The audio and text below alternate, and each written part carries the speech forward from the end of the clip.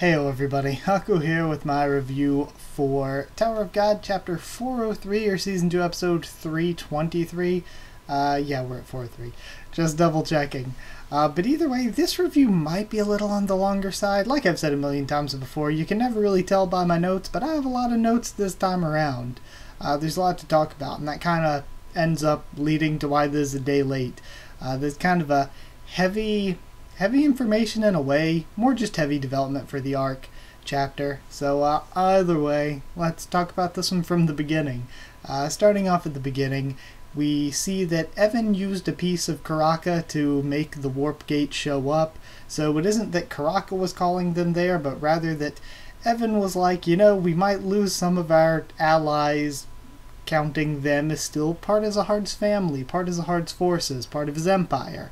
But they're going to have to take the risk of losing those allies to FUG because they need to survive themselves. He's doing what's best for Yuri, because right now Yuri's actually in a lot of trouble.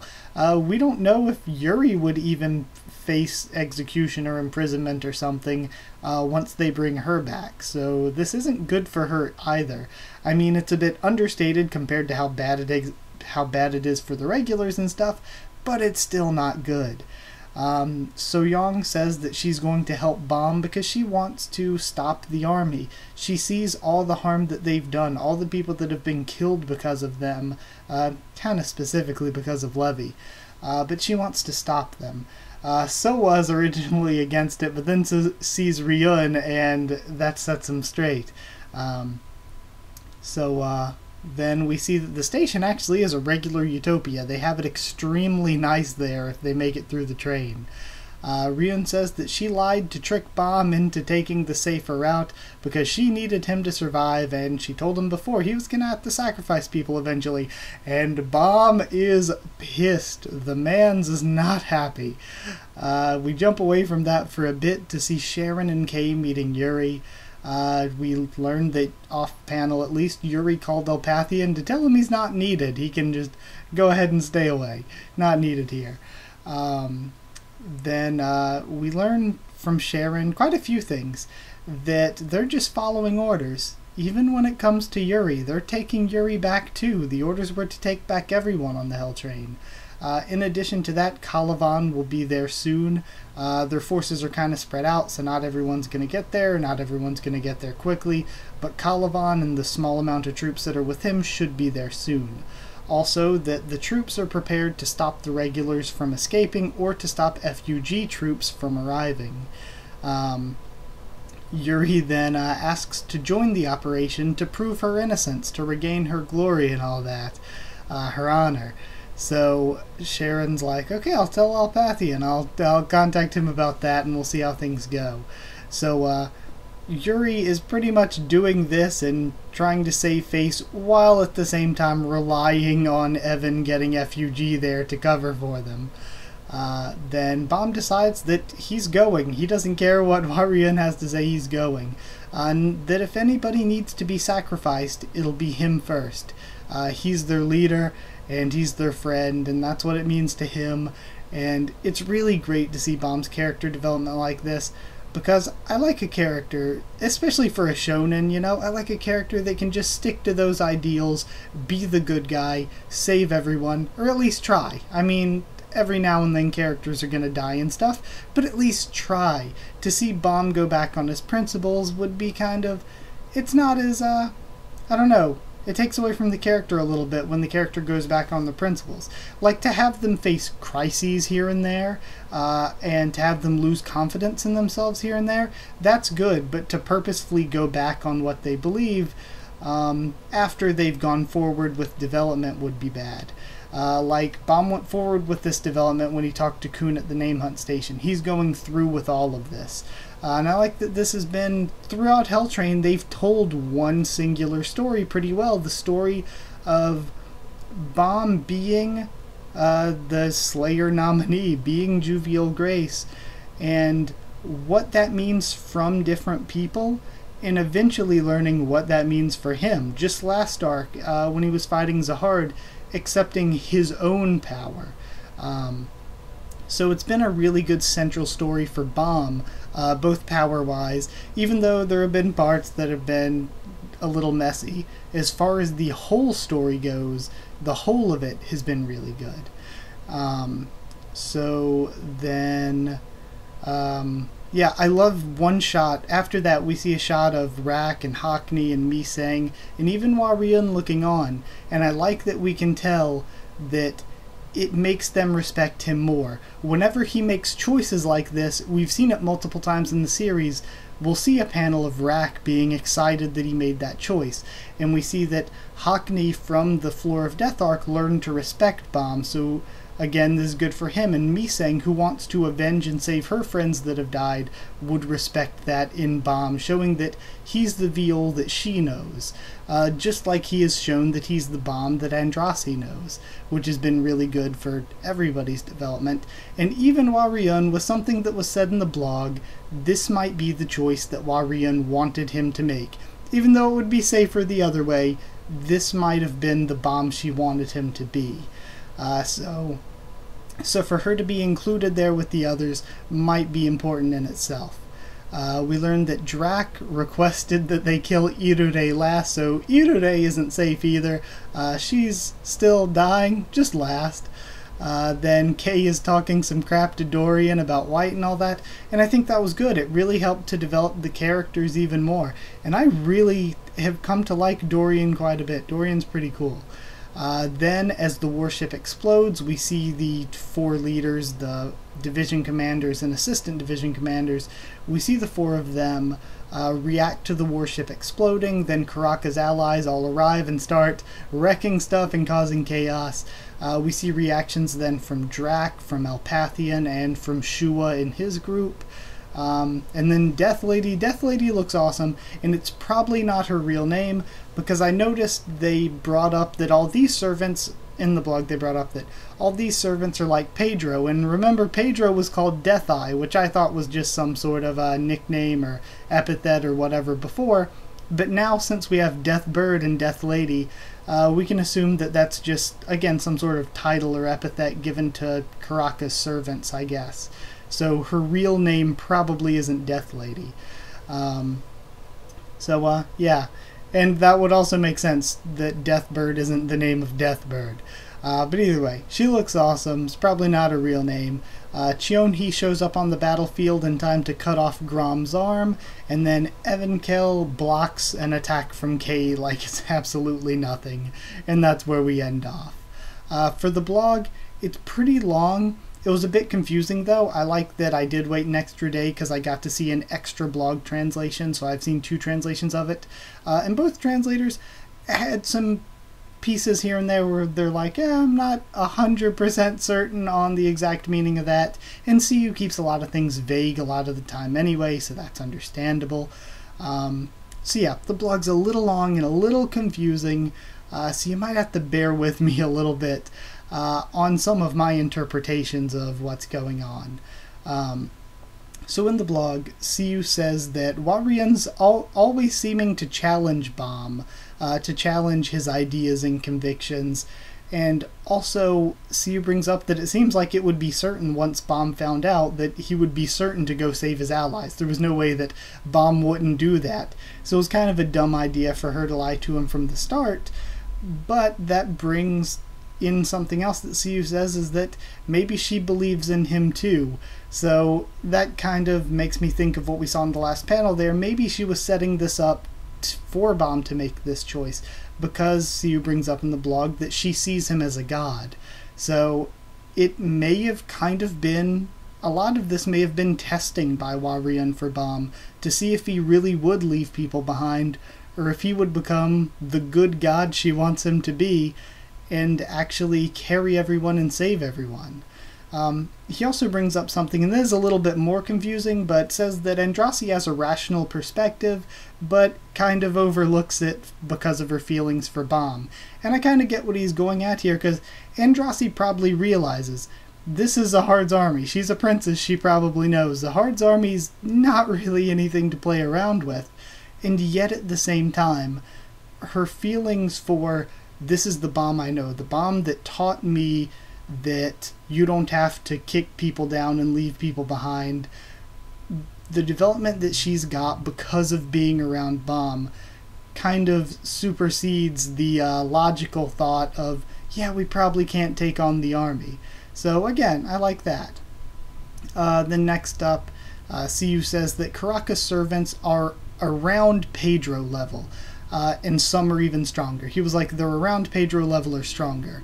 So they're probably pretty damn strong given that, because Pedro was the one in charge of the Hell Train, and though his power was a little bit overstated because he had the, what was it, the purple something with an M. It wasn't the Purple Menace. That was totally not it. That doesn't sound like a cool name at all. But he had that ancient observer thing that he had. And that was way above his league, so that kind of boosted his stats a bit, just having that. It let him fight a bit above his head when it came to fighting Yuri. But even when he fought Yuri, before he even busted out the Purple Dementor, that might have been it. Purple Dementor? Was that it? But like, before he even busted that out, he was dodging some of Yuri's attacks, and Yuri noted that he was Royal Guard level. So that means Karaka's servants that are here now, if they're around Pedro's level or stronger, they're like Royal Guard level, which is pretty damn impressive here. But we also have to remember that they're going to be fighting division commanders and division assistant commanders, so the people they're going to be fighting are pretty damn strong too. Siu also mentions that Karaka has good followers. This was another bit of a confusing sentence, but it seems like they were saying he has good followers, maybe not the biggest quantity of them, but they're really good. And the reason given was that it's because he's the most active slayer, so of course he probably attracts the most good servants, I suppose. So that was the reason given there. And also the next sentence, again, a little bit confusing, but Siu kind of says that Karaka's not really seen as someone who's hostile or has a bad personality, and then says maybe he's even popular with a question mark. So that lets us know a bit more about Karaka. He's been going after Bomb because they're both in FUG, but they're not really on the same side of FUG. So he's been going after Bomb, but I guess you have to wonder, around people who are his allies, around the rest of FUG, Karaka probably has a pretty good standing. Then Siu says that a person's influence affects what rank they are, but people don't just... Like, it's another one of those things where we know that it's not just about strength, but also about influence. But this is kind of the opposite and the same. He says influence affects ranks, but people don't just make it to the top 100 through influence alone. Like, people in the top 100 are incredibly strong. Evankel's the leader of a floor, so of course Evankel would be high ranked, but you just don't get to rank 60 by only being a leader of a floor. And he says that Evankel and her powers in general make her rare and powerful. So that's basically it for the blog. Some extra general thoughts and discussion here. I keep seeing people still conflating the ancients and the cursed tower natives. They still keep like conjoining the two stories, even though, at least from my perspective, the two stories were presented as two very different things. I think I might be kind of getting where people are starting to connect, or where people had connected the two. But again, to say the difference, the part that Yura's family is a part of were a part of tower natives that betrayed Zahard, and they were cursed to have both male and... I don't know how this works sexually or biologically, so I'm not going to get that deep into that part of things, but apparently they have both male and female parts. I don't know if that's physically or just spiritually, but yeah, they have both male and female parts, and because of that, it kind of was meant as a curse to make their numbers dwindle down. And of course, Yura escaped that curse by being part of fraternal twins. Her twin got the male part and she got the female part. So there was a separation there.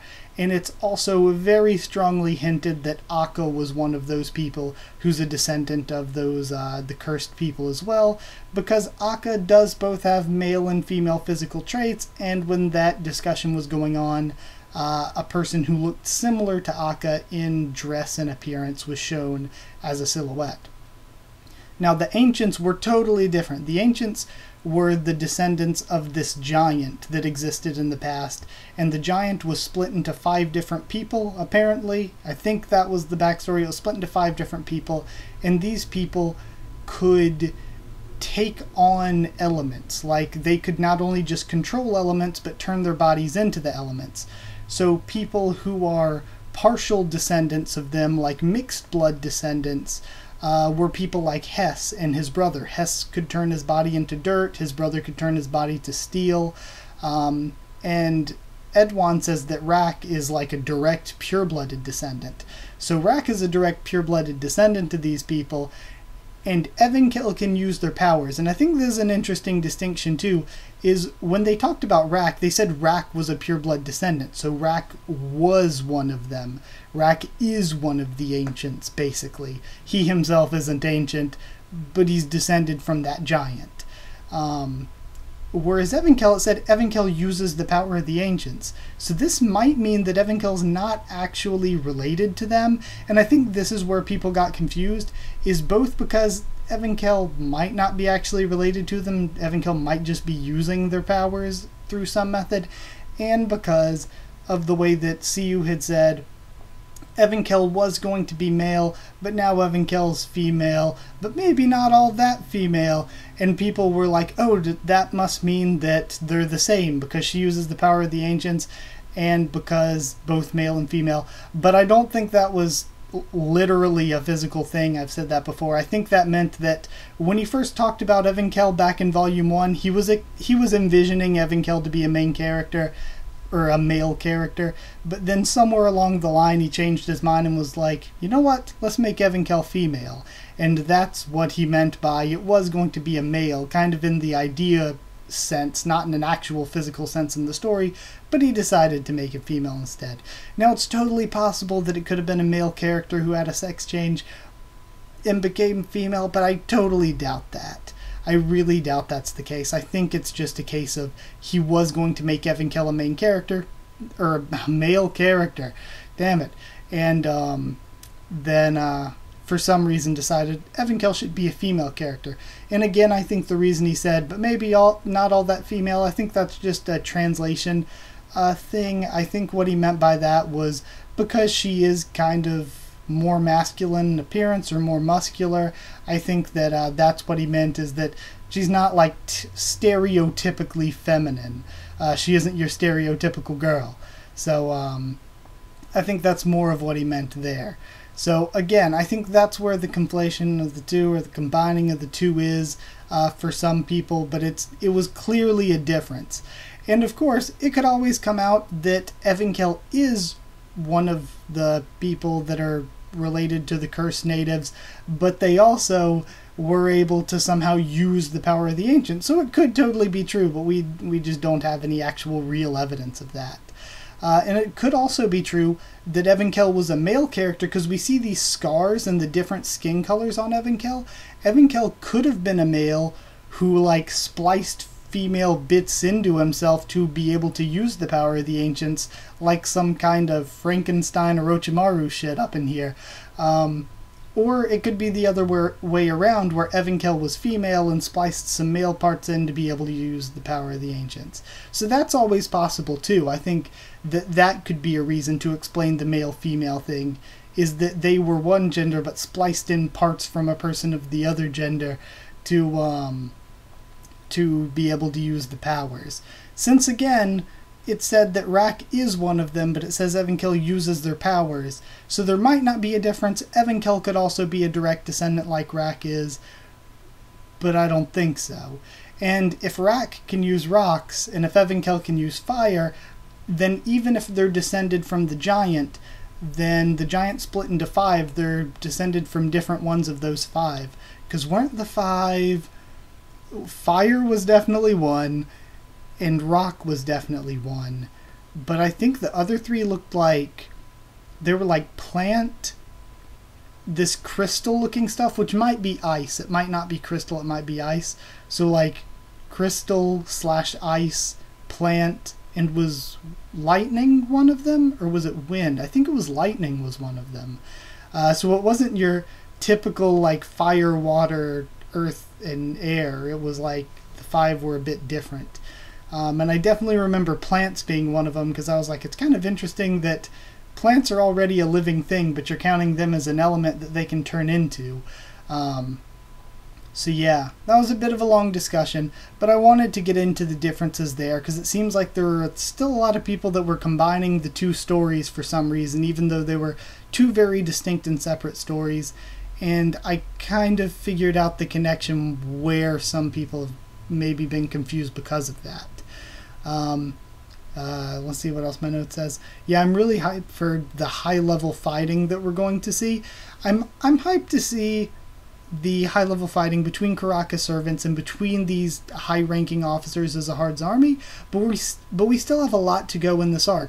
There's still a lot of regulars that we haven't seen. All those mystery people we saw that we were trying to guess at who they were, we haven't seen them yet. We haven't seen a lot of the regulars.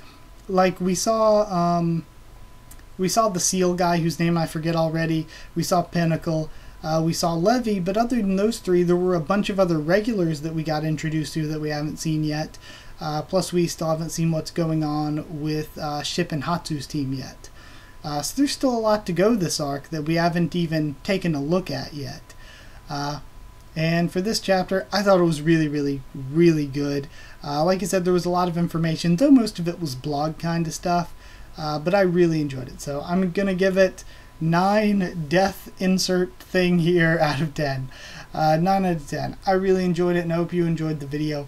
This is kind of a long one, but oh well, I guess it is what it is. So either way, like if you did like the video, comment down there to tell me what you thought of this chapter, what you thought of my thoughts on it. Subscribe for more, Tower of God, much more on the channel. Follow on Twitter if you want. I can try to keep you updated there and stuff for the channel. And if you want a link to our Discord server to talk to me or more of us there, it's free and open for anyone. So just ask and I'll give you a link. That's it. Thank you once again for watching, and I'll see you all next time.